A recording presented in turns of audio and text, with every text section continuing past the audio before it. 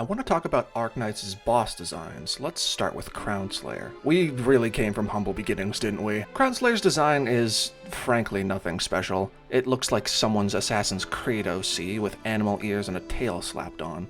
That being said, I can see why this is the case. Crownslayer is one of the first bosses you fight in the story, so it makes sense to give us a more grounded character as opposed to throwing something like Quintus at us when we first start the game. She does her job well in this regard, but it's not a particularly interesting or unique job. She's not presenting a character as much as she's trying to present an obstacle with a name and face on it.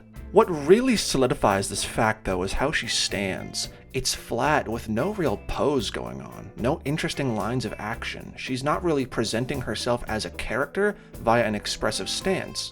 Again, she doesn't really need to in order to meet the standards of an early game boss, but it's still terribly bland nonetheless. Thankfully though, things change when E Portatori de Veludi arrives, and Crownslayer surprisingly appears as both a major character and a playable operator. Her new design retains many aspects of the original, but adds a lot more detail and development to not only have her match the detail that goes into most operator designs, but also to show her changes and developments as a character. Her jeans and jacket are torn and more weathered, showing the struggles and loneliness she's endured since leaving the reunion movement. And you can even see a key hanging from some kind of belt buckle, referencing her job as a truck driver during the event she became playable in. Those smoke bomb canisters on her shoulders are finally a physical indicator of the arts she uses, something the original design sorely lacked. You can see new beige and red accents that make her color palette way more distinct without ruining it, and her much bigger jacket evokes the idea of an assassin's cloak that they'd use to blend in with the night.